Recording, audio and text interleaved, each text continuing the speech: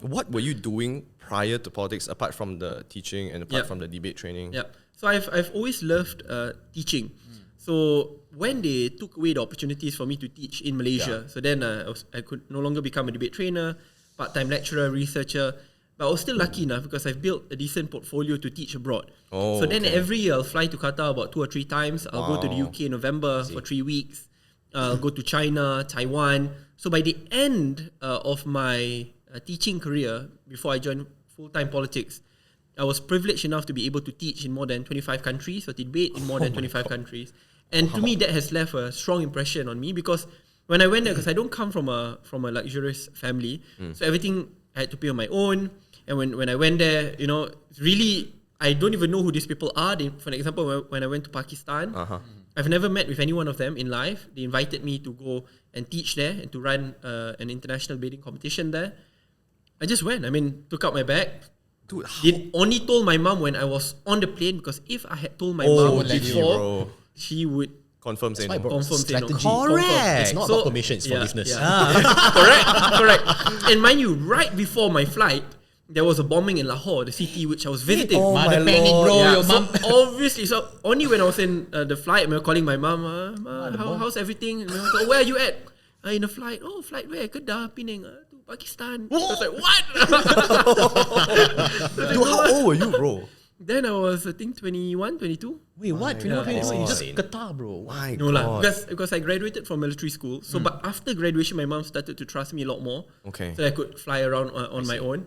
But it was an amazing experience because I had no connections there. Went there, taught the debaters there. Some of them were sons and daughters of generals, and then they brought me to see their fathers and mothers, and we started building good ties which last until today. And that's where I think it has helped me to a great extent to at least learn different cultures. Oh, I see. And to meet up with very interesting people with different stories, and has made me who I am today. So, are you telling me if you can just call a general right now, like, hey bro, I need an army right now?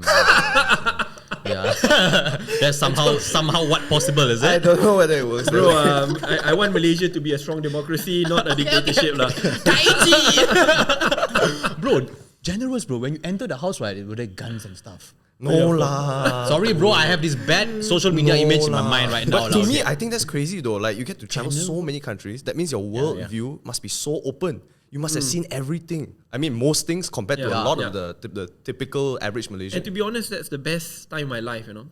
People told me like, oh my god, you joined politics so early, you lost your childhood, you lost everything.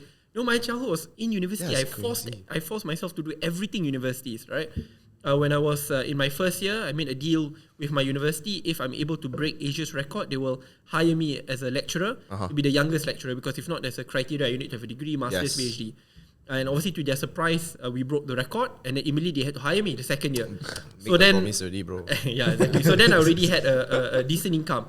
But then after that, I also made another deal with the university because I wanted Malaysia to be one of the best universities in the world when it comes to debating, therefore taking on Oxford, Cambridge and the like.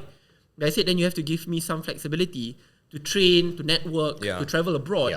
Without using university's money, they will pay because they will want me there.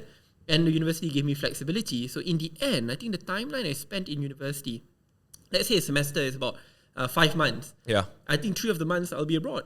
Wow. Right? But I'll make sure that my grades are good because, you know, Asian parenting, grades not good, they'll lock you up at home. That's a difficult balance to strike, man. Yeah. You gotta But debating forces you to become a very disciplined reader, a disciplined person, because if you are from Malaysia, Malaysia is an English second language country, right? You're going up against those Oxford, Cambridge, Harvard, First Sydney, language. who are like English the man. best. And not just when it comes to English.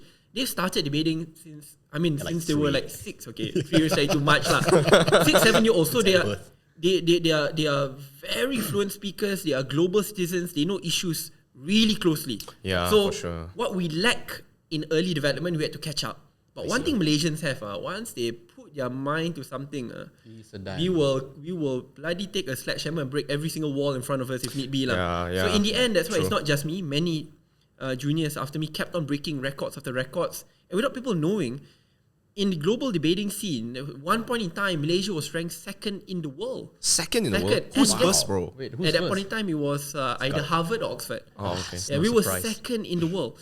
And that was when I was the chief adjudicator of that Global Debate Championship. and the team was a team from UiTM. Wow. Right, and they were second in the world.